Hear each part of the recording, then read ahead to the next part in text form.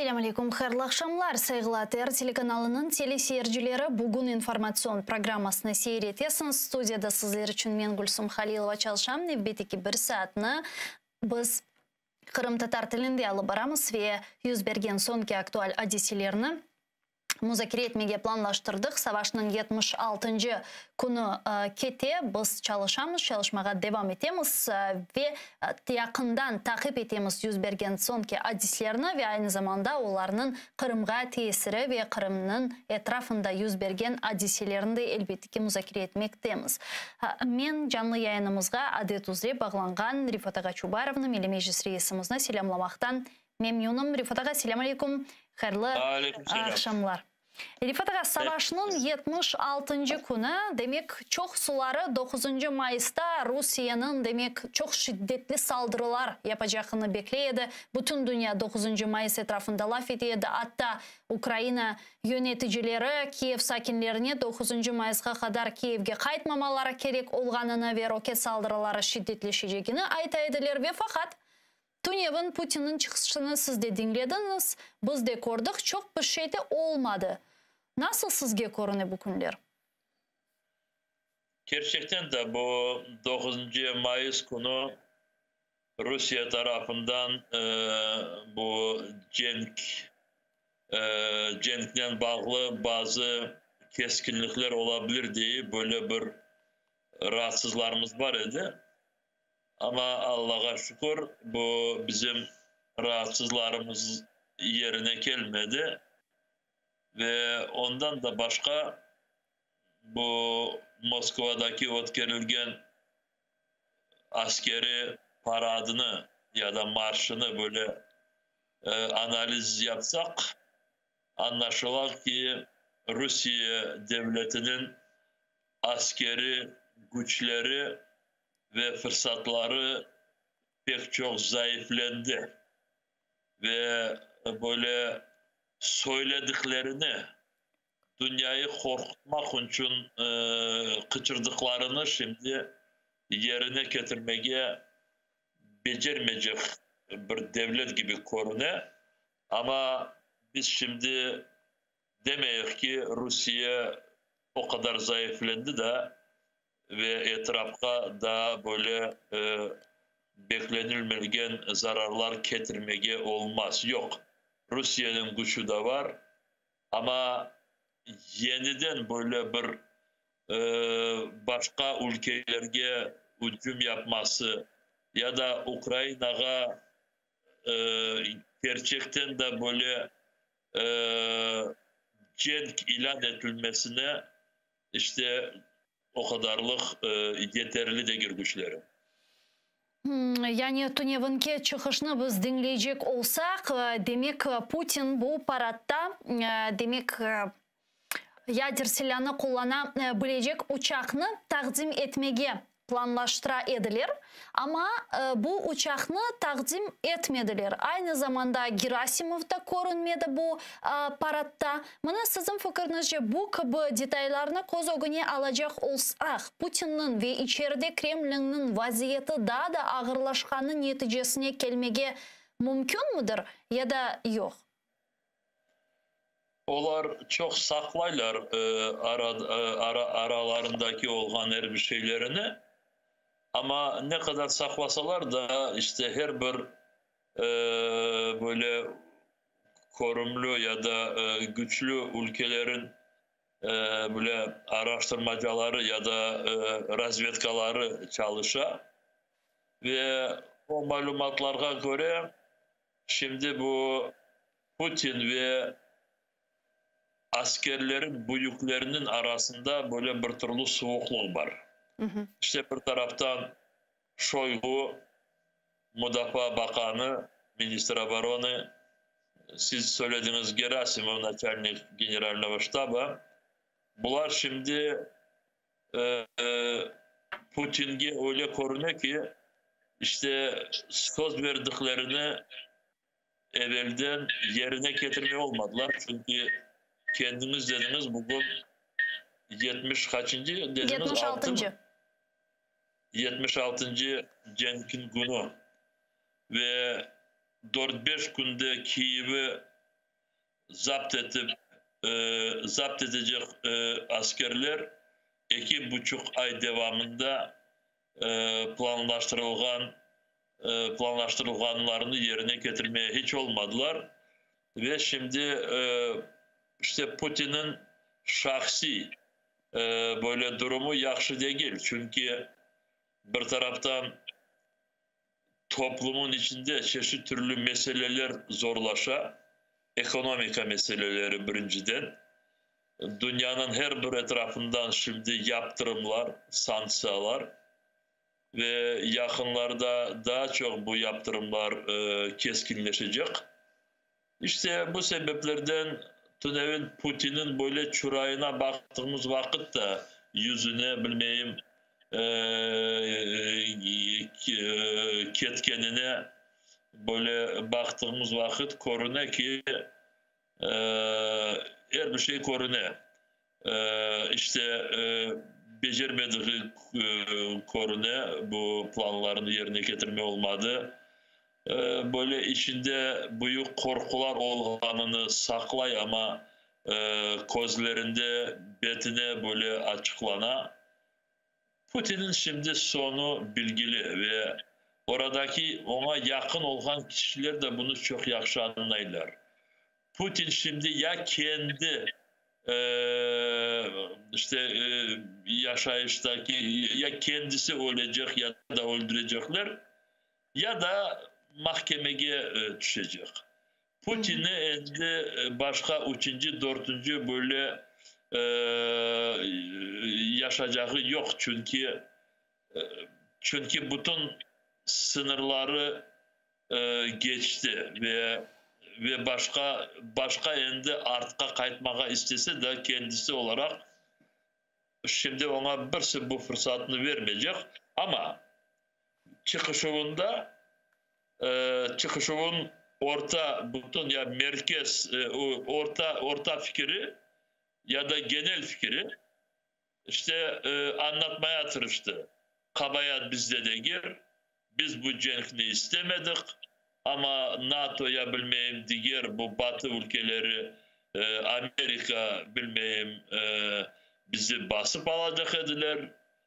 Bize karşı düşmanlık hazırlar ediler. Ve bizler bu adımlarını yapmasak edik Rusya devletini onlar yok edecek ediler. O sebepten biz değil Putin mecbur olduk bu cenkni başlamağa. İşte kendisini aklamağa biraz Tunev'in tırıştı ama kim ona inanacak endi? Kimse özünden gayrı. Ama aynı zamanda yanı işgal etilgen teritoriyalarda, topraklarda Ukrayna'nın güney bölgesinde bu sözde paradlarını geçirmeye planlaştırdılar. Şimdi Kherson ve başka bölgelerde Rusya, Ukrayna telekanallarını, internetini kesti ve fakat sizin şahsi bağlantılarınız ile bularga dayanacak olsak, Tunev'in ne şekilde, hangi bir şekilde bu sözde törenler, sözde tedbirler alıp barıldı bu bölgelerde? Kırım'dan insanların getirilgeni malumatlarını aldık, doğru mudur bu? Şimdi biraz farklı ötkerildi ama her bir ötkerilgen yerlerde yerli insanlar, yaşayan kişiler böyle çokluk olarak oralara gelmediler. Varanlar oldu elbette çünkü Rus taraftarları da o yerlerde varlar ve Sovyet zamanını sağıngan kişiler de az değil. İşte bayram dedikleri vakit kırmızı bayraklarla işte sokaklarda gezip son bir masaya oturup rakı içmesi o adetten daha çoksu vazgeçmedi ve eskiden bu adetlerini hatırlaylar. Ve Rusya askerleri erteden böyle insanlara işte dersin ki bayram ötkermesine böyle fırsatlar verdiler ve hazırlıklar da kurdular. Melitopol'de, Kherson'da işte kırmızı bayraklar evvelden kotarıldı. Orada bu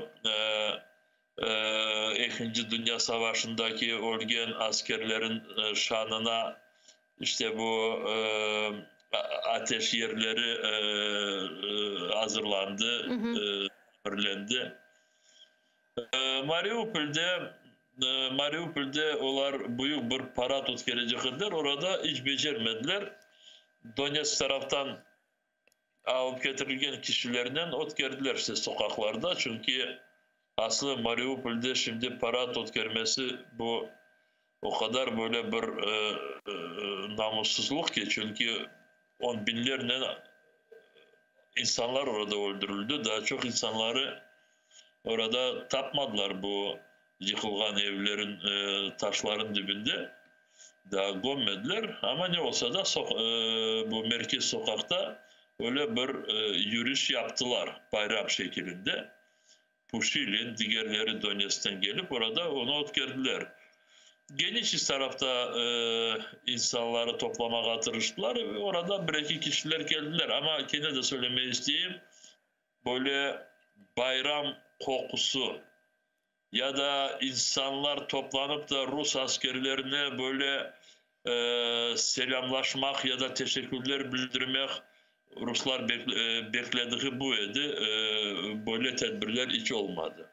Buna bilesiz, bu mesele etrafında biraz sizden asıl da tavsiye almağa istedim. Çünkü demek 2. Dünya Savaşı oldu. Anda bizim her bir Kırım Tatar Korantasından vekillerimiz Kızıl Ordu saflarında, aman hepsi Korantadan saflarında yer aldılar, savaştılar. Yani bu 9 Mayıs degen asıl da san, asıl da rakam bizler için hangi bir emniyetini taşıyor? Misal, men soracak olsam sizden bunu Türk dünyasına, başka ülkelerge men nasıl anlatayım Kırım Tatarlarının emniyeti ve bu sandan olarga asıl da bayram mıdır degen sualge nasıl cevaplamamı isterdiniz? Nasıl siz cevaplar ediniz? Normal şeklinde 9. Mayıs ya da 8. Mayıs bu 2. Dünya Cenk devamında öldürülgen askerlerin hatırasına işte böyle bir şan göstermesi, hürmet göstermesi ve bayram şekilde de gir. İşte her bir millet kendi adetlerine göre, dinlerine göre, işte burada biz 18. Mayıs'ı nasıl ötkereyiz? Oradaki çok formülalar alınabilir idi. Çünkü burada da insanlar öldürüldü Cenk devamında. Bu insanlar o vakit kendi vatanlarını, kendi topraklarını korçalagan gibi kendilerini alıp bardılar. Stalin için ya da bilmeyim Sovyet Birliği için, komünist sisteması için değil. Onu son uydurdular her bir şeyini. Şahsi olarak Hasan, Osman, Veli, Ivan, Petro, onlar işte bana bizim devletimize düşman geldi de ve bu düşmandan korantalarımızı, evlerimizi, devletimizi korçalamaya gerek deyip isteseler de istemeseler de onlar işte Kızıl Ordu'ya organize yaptılar ve onlar silahla işte düşmana karşı cenkleştirdiler. Ama 60. senelerden sonra ve ondan da ziyade bu endi bağımsız Sovyet Birliği dağılgan son, bağımsız devletler kurulgan son Rusya Federasyonu bu 9. Mayıs Halebe gününü kendisine tartıp aldı. Ve böyle Rusya dediği gibi privatizasya ya da işte kendisine bağladı da ve bu 9. Mayıs'ı böyle hatıra günü yerine Halebe dersin ki yok, Halebe olarak o evvelden de 60. seneleri ilan edilmişti. Ama Sovyet Birliği zamanında bu 9. Mayıs'ın ötkerdikleri vakit böyle devlet tarafından tedbirler çoksu hatıra kunu gibi alıp barılaydı. Rusya Federasyonu zamanında bu hatıra diyen söz aslı ortadan çekildi. Bayram, bayram, bayram. Bayram dedi. Milyonlardan insanlar öldürüldü ve onların içinde onlarca milyonlar askerler öldürdü. Ondan da ziyade şimdi Putin'in zamanında hepsinden çok böyle seslendirilen bir slogan var. Gerek olsa bir kere de bunu yaparız ya da bir kere de tekrarlarız. Bu toktamız. Siz ne? Daha bir kere de o kadar insanları öldüreceksiniz mi? Tek diğerlerinde gel ya sizin aranızdan da öldürülecek. İşte bizim için, Kırım Tatarlar için, tek Kırım Tatarlar için de gel. Bütün diğer milletler için Ruslar şimdi bu 9. Mayıs'ını öyle bir alga getirdiler ki ya biz olar gibi bunu bayram şeklinde rakı içip onların hazırlanan ana bu kaşalarını aşağıyıp ot gelecek ve onlar bütün bu onlara uygun olan bütün fikirleri dağıtacak ya da aslı çekilecek ve İkinci Dünya Cenk vaktinde öldürülgen kişilerimizi cemaatin içinde hatırlayacak. Dualarla gençlerge anlatmak ne var idi, ne oldu. Son 1944 senesi bu Sovyet devleti tarafından nasıl teşekkürler gördük. Sürgün ettiler milletimizi. Bu şeyleri hepsini anlatmaya gerek. Çünkü İkinci Dünya Savaşı'nın tek böyle bir ak tarafı yoktur. Çok karanlık tarafları var. Ruslar bunu hiçbir vakit yapmazlar. Onlar tek kendilerini güçlendirmek için bu 9. Mayıs'ını kullanırlar ve kullanacaklar. O sebepten bize onlarla birlikte bugün olması hiç gelişmeyi, olmayı. Ve aynı zamanda biz anlayımız ki zaten bu 2. Dünya Savaşı'nda savaşkan birçok halklarga ve milletlerge sonra Stalin'in rejimi hangi şekilde represif hareketler uygulagаны ve aslında bunu şöyle demek mümkün müdür? Bir imparatorluk sadece diğer imparatorluğunu yendi dep. Yok, orada o var idi. O var idi. Var idi, orada çok faktörler var idi. Şimdi tek bir faktörleri korup da diğer faktörleri çetke bırakmaya bize de gereği yok. Çünkü Almanya'nın, bu faşist Almanya'nın kendilerinin planları var idi. Komünist rejimin, Sovyet Birliği'nin kendinin planları var idi. Diğer kendilerin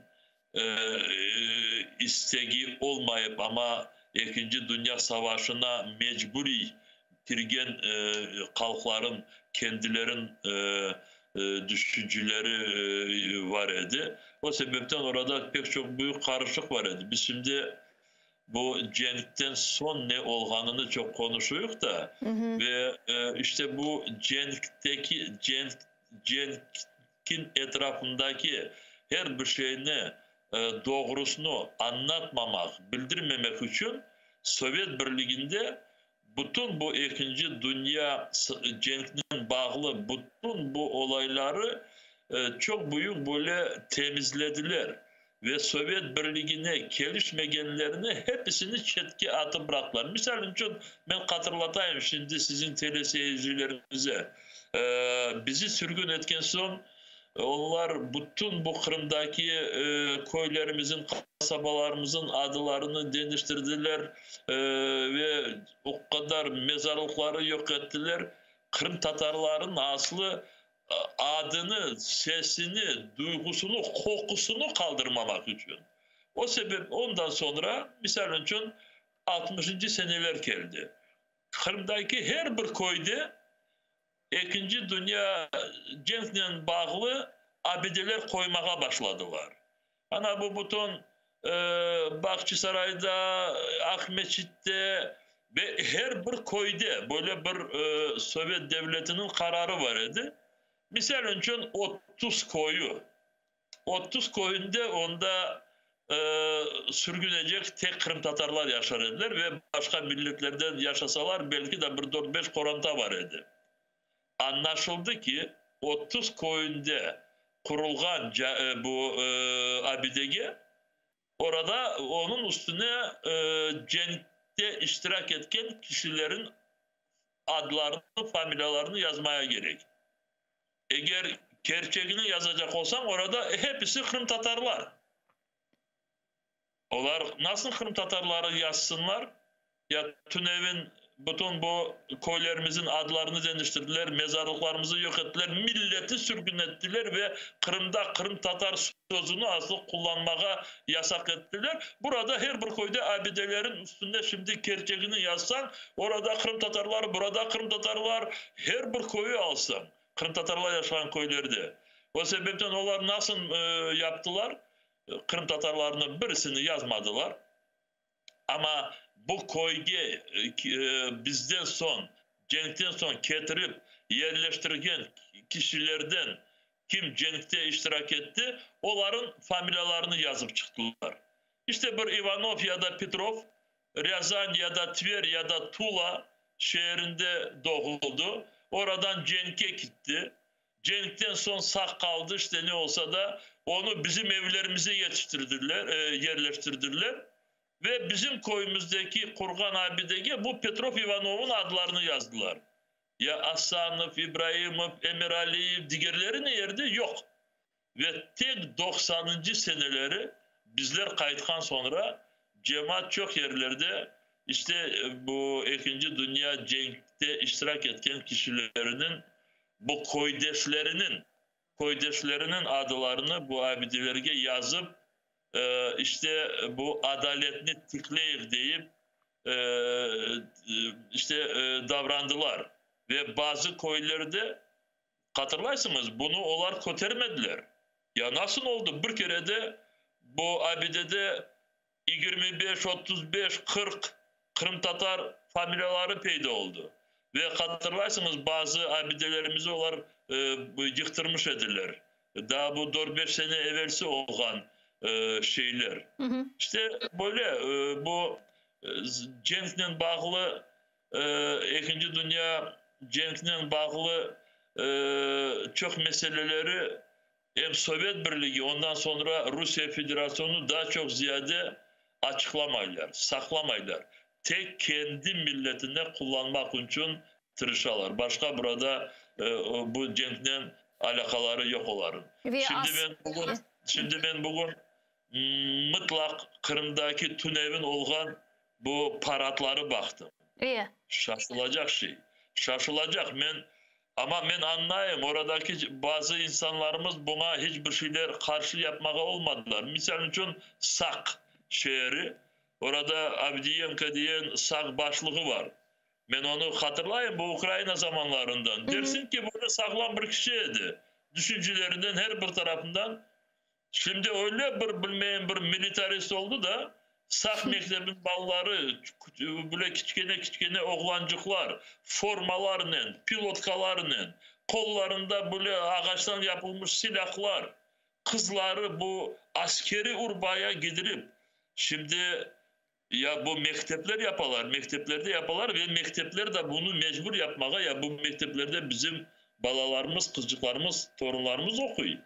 İşte bundan tez çekinmeye gerek. Nasıl çekinecek?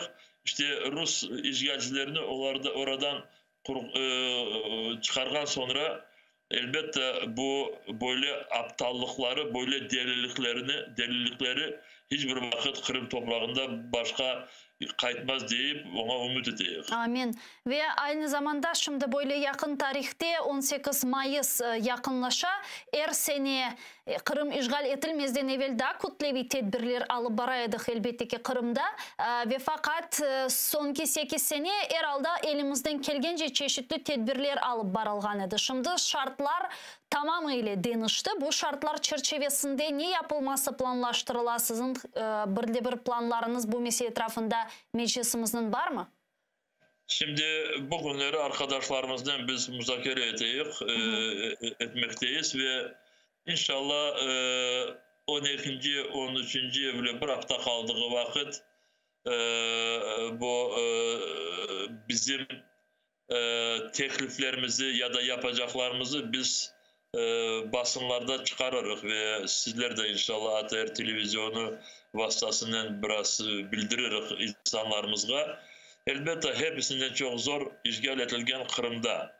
Orada nasıl not gerilecek? Çünkü bakınız biz şimdi onlar bu 9. Mayıs'ın nasıl not geldiklerini çok konuştuk ve nasıl kendilerine böyle kullanıp da diğer milletleri ayak dibine almak için böyle tırışalar ve bugündeki gençleri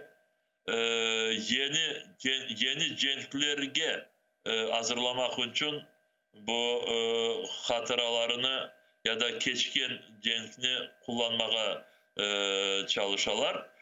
Bizim için 18. Mayıs aynı ters. Burada bizim milletimiz için matem konu. Tarihimizde hepsinden böyle bu bizim hayatımızda ya da tarihimizde aslı olan hem kara günlerden birisi ve o kadar bu sürgünlüğün o kadar çok büyük zararları milletimize olmuştu ve bugünecek biz bu zararlıklardan da çıkmaya olmadık. Çünkü birinciden sürgünlük sayımıza, nüfusumuza, statistikimize çok vurdu. Ve sürgünlükte milletin, halkın yarısı olgun sonra ve 45 sene devamında mecburi sürgün edilgen topraklarda yaşadığımıza göre elbette çok böyle zayıflandık. Kırım'da da şu vakit diğerlerini getirdiler. Onlar çok güçlendiler. İşte sonunda bana 2014. senesi bu gelmişler kendilerinin vetanını bizim toprağımıza dersin ki böyle çekip algan gibi yaptılar ama inşallah bu vakit necektir. Şimdi 18. Mayıs'la bağlı Kırım'daki arkadaşlarımız davrandığı bizim için çok önemli. Elbette bu işgalcilerin tarafından çeşitli türlü böyle formal şekilde tedbirler yapılacak ve gene de kendilerini göstermek için ama bilirsiniz onların endi nasıl manadan yapalar olar. İşte bu geçti. Her vakit bunu hatırlamaya gereği yok. Ve şimdi bugün yaşayışını ve gelecek yaşayışını bakmaya gerek. Diyeceğim onlara göre tünevin olganını unutmuz da bugün olganının yaşamız. Bize bu hiç gelişmiyor. Çünkü kendi tarihini ya da unutkan ya da kendi tarihini diğer milletlerin anlattığına göre bilgen halklar bu dünyada yok olalar. Biz kendi tarihimizi hiç unutmak ve diğerlerine de unutmamaya çare vermek. Ve bu sebepten Kırım'daki arkadaşlarımız oradaki evvel seneleri, keşke seneleri, 90. seneleri diklengen orada baş taşlar var, abideler var ya da diğer böyle ayrılgan yerler var. O yerlerde kendi planlarına göre toplansınlar, dualar alıp varsınlar. Orada işte insanlar birbirlerinden sohbetleşsinler. Ama onların yanında Rus işgalcilerin temsilcileri hiç olmasın. Rusya bayrağı bu pis, endi pislengen bütün dünyaya bayrak aslında yakın o yerlerde korunmasın. Biz bunları 2 gün devamında yazılı olarak insanlarımıza anlatırız. Ukrayna, esas Ukrayna topraklarında insanlarımız olan yerlerde bazı tedbirler ötkerilecek ama bu hepsi böyle online şekilde. Çünkü bu cenk durumunda böyle çok insanlar toplanması şimdi hem mümkün değil hem kaflı. Orada çeşitli türlü ataklar olabilirler Ruslar tarafından. O sebepten biz insanlarımızın hayatını düşünüyoruz. Ama burada böyle korumlu adımlar yapılacak. Düşünüyorum ki Ukrayna Cumhurbaşkanı tarafından böyle bir beyanat seslendirilir. Kırım Tatar Milli Meclis tarafından böyle bir beyanat hazırlana. Bazı uluslararası teşkilatlarda tedbirler ötkerilecek. Misal için Ukrayna Birleşmiş Milletler Teşkilatı yanındaki Ukrayna temsilcisi tögerek bir masa hazırlay. İşte planların etrafında çalışıyor. Gelecek böyle tedbirleri. Keçenlere malum olğanı ki bu sizin de iştirakiniz ile Türkiye'de Kırım Tatar teşkilatları ve dernekleri toplantısı olup geçti. Siz bu haqda o'zingizning Facebook sayfasınızda şahsen bildirdiniz diğer matbuat vasıtaları ile yanı sıra. Mına bu tedbir hakkında elbette ki sormağa isterdim. Anda bu meseleler müzakere edildi mi? Belki de derneklerimiz tarafından da çeşitli türlü tedbirler alınması planlaştırıla ve aynı zamanda müzakere edilgen diğer sualler neden ibaret edi? Türkiye'deki derneklerimizin platforma toplantısı ötkerildi gerçekten de. Ve orada 40'ten ziyade derneklerimiz koşuldular. Ve birinciden kendi faaliyetlerini işte kozogunu aldılar ve müzakere ettiler. Çünkü 2 sene devamında böyle toplantılar olmamıştı. İşte bu pandemi meselesinden, Covid meselesinden Türkiye'de çok böyle keskin yasaklar vardı toplanmak için. Ve şimdi söylemeye isteyeyim ki bu toplantı fizik olarak insanlar Ankara'da toplandılar. Böyle online toplantı değil. İşte kendi faaliyetlerine bakıp çıkan sonra ikinci mesele bu Rusya-Ukrayna savaşı, Kırım Tatar halkının durumu, bizim Ukrayna ordusundaki askerlerimizin ihtiyacı ve diğer böyle ayrı meseleler de bakıldı. Ve ondan sonra dernekler 18. Mayıs'la bağlı hepsi kendi faaliyetlerini alıp bargan şehirlerde dernekler 18. Mayıs'la bağlı tedbirler ötkelecekler. Çok farklı tedbirler orada da. Bazı yerlerde toplantılar. Çünkü orada da işte bu biz şimdi Cem'den bağlı Covid ne olganını endi unuttuk. Covid hastalığını çetke çektik. Ama orada da bu yasaklamalar da var. Ve o sebepten dernekler farklı tedbirler planlaştıralar. Bazı dernekler Rusya Büyükelçiliği ya da Rusya konsolosun binaların yanında da değil de çünkü öyle razılık vermeyler ama yakın olan meydanlarda tedbirler ötkelecekler. Bugün Büyükelçilikle konuştuk. Onlar da bizim derneklerle birlikte tedbirler ötkelecekler. İşte hepsi şimdi planlarını doğrulatalar. Bu günleri ilanlar bana göre olur ve biz de derece haber alırız.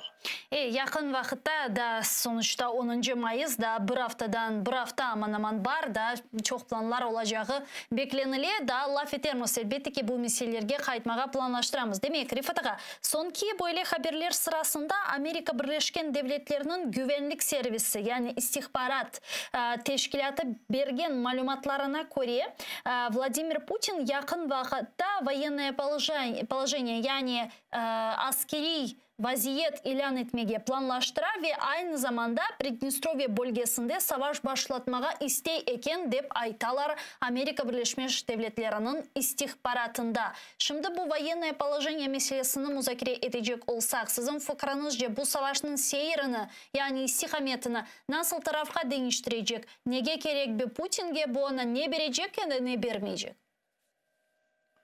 Şimdi böyle açıklamalar sonki haftalarda az değil ve anladığıma göre böyle açıklamalar yapmasına da her vakit manalar var, sebep var. Sebep var ama işte Moskova bir tüpikke geldi. Putin de dersin ki kapkana tutuldu. Ama evvelden söylediğimiz gibi böyle boş böyle buna razı olmayacaklar ve becerdikleri kadar kendilerinin güçlerini, zehirlerini toplayıp böyle yeni bir atak yapmaya hazırlanırlar. Ve o sebepten çeşitli türlü varyantlar bakalar bana göre. Ve orada siz söylediğiniz varyant da vardır. Çünkü tek Ukrayna'ya yapılan böyle hücumları ya da atakları işte onlara faydalı olmadı. Belki de Putin'in kafasında dünyanın etrafını daha ziyade karıştırmak için böyle bir adımlar yapabilirler. Bazı vakitte işte ya da bu Baltik devletlerine, Letonya ya da Litvanya, Estonya'ya karşı böyle bir şeyler yapabilirler. Ya da Gürcistan, Moldova meselesi çok böyle konuşula. İşte dikkat olacak. Ukrayna askerliği buna hazır olacak. Çünkü Pridnestrovya'da karışsa her bir şey orada az mı çok mu ama bir 3.000-5.000 Rusya askerleri var. Ve ondan da ziyade orada çok büyük Sovyet zamanından kalan silah depoları, skladlar var. Ve çok büyük oradaki bu silahların sayısı. İşte Ukrayna'nın çetlerini böyle bir yangınlatmak için Moskova'nın planları vardır. Dikkat olacak. Çünkü böyle boş bırakmayacak Putin. Rusya'nın da çok vakti yoktur. Böyle boş davranmaya. Bana misal için Kırım'ı işgal etkenden sonra 8 sene geçti. Çünkü Rusya etrafta çok böyle keskinleştirmez idi kendi davrandığını. Ama 24. fevral'ın sabahında açıktan açık her bir taraftan cenk başladı. Şimdi ben bilirsiniz bugün Biden'ın bir danışmanı, ben mahsus baktım da böyle bir genç danışmanlarından birisi, ama bunu tek Biden'ın danışmanı değil de bunu Andy Scholz söyledi. Scholz Almanya'nın şimdi kansleri, evet, rehberi demeye mümkün çünkü orada Cumhurbaşkanlığı rolü biraz başka Almanya'da. Onların söylediklerine şimdi bu savaşın ya da bu cenkin sonunda endi tek Ukrayna'nın galebesi oluşu gerek. Eğer başka bir türlü varyant olsa o sebepten Rusya ille kaytarıp da vurabilir. Bu sebepten şimdi bu Biden'ın danışmanı söylediğine bu cenkin sonu tek Ukrayna'nın galebesi. Nokta. O sebepten Amerika öyle davranacak.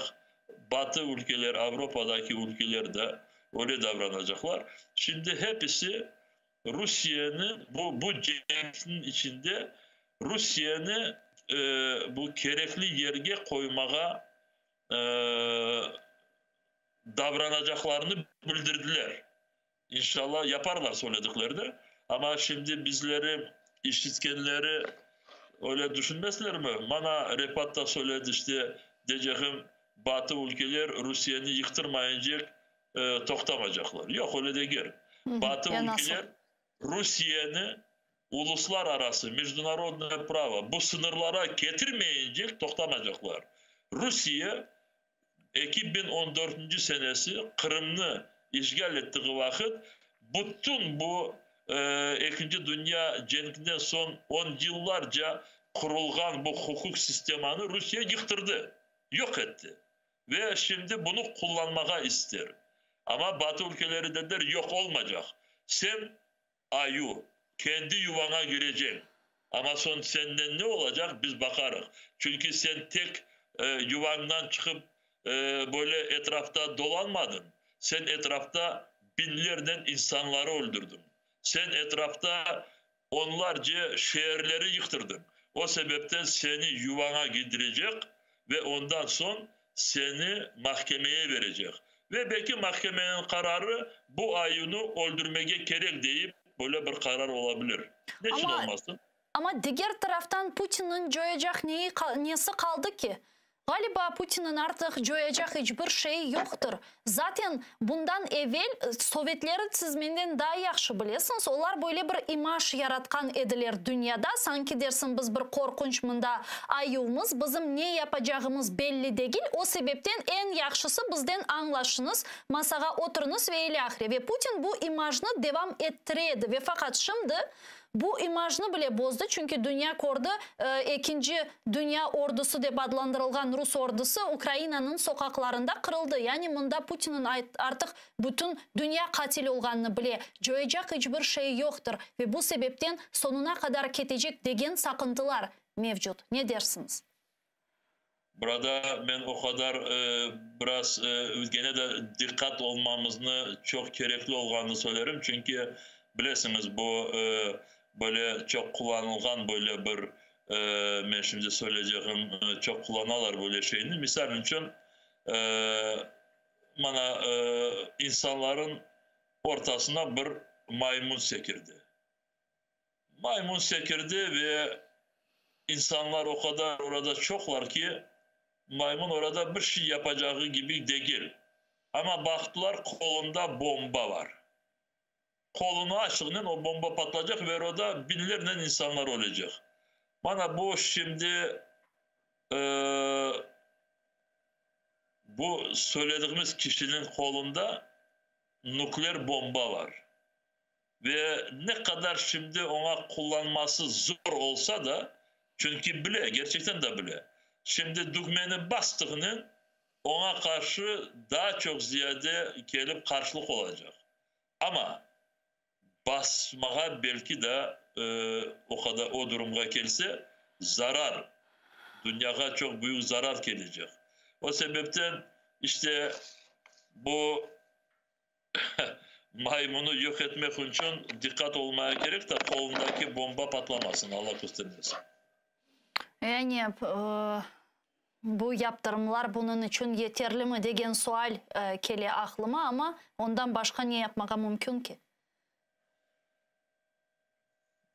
Çeşitli diğer mekanizmler de var. Bana göre bu dünyada yavaş yavaş hazırlana. Gerek olsa bu askeri silahlı mekanizmler de kullanılabilir. Ama belki de buna gereği olmaz. Çünkü Putin'in yanında bu soğukluk, bugün olan soğukluklar çatlamalarga geçse, daha bir şeyler olsa belki oradan yardımlar gelebilir.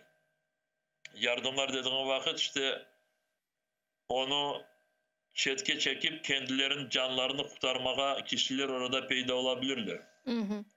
Putin'in yanında dostları sırasında arkadaşları, yakınları olabilir işte çünkü tarih öyle gösteriyor ki böyle bir devlet ve devleti idare etken kişilerin davrandıklarından bir devlet böyle bir topike gelse mutlak onun etrafındaki kişilerden işte başka bir yönelişke ülkeni ya da devleti çıkarmak için çalışmalar başlana ve bu çalışmalarda eski rehberini çetki alıp gereği ola ya da başını alalar, başını keserler ya da kendisini çetki alalar. Rusya'nın tarihinde bu çok olmuştu. Ve şimdi galiba sadece askeri yollar takip edilir. Zira müzakereler etrafında sonki vaxtlara men de yakından takip ettim. Şimdilik hiçbir böyle ilerlemeler yoktur, değil mi? Şimdi sadece askeri operasyon devam ediyor. Sizin takiplerinizge göre öyle mi? 2 dakikamız var. Yok şimdi şimdi iki taraf evet biz birinciden Rusya'nın davrandığına dikkat edip ona göre işlerimizi alıp varıyoruz. Biz de gene vakit Ukrayna. Çünkü bizim için şimdi daha biraz vakit gerek. Bu silahlar gelişi vakit. Kele silahlar ama da beklediğimiz daha çok silahlar yoldalar. O sebepten şimdi ne kadar çokça bu silahlar Ukrayna'nın sınırlarına girip de bizim askerlerimizin kullanmasına hazır olsa o kadar bizim için başka adımları başlamasına zaman gelecek. O sebepten Ruslarda şimdi anladığıma göre yeterli güçleri yoktur. O sebepten böyle bir pozisyon cenk. İşte olan yerlerinde biraz aşağı yukarı az küçük atak yaparlar. İşte ona göre. Büyük teşekkürler. Çok sağ olun Rifat Ağa. Yarın bizim sohbetlerimizge devam ederiz. Bu saatlerde artık Ukrayna tilinde görüşkence. Sağ olun.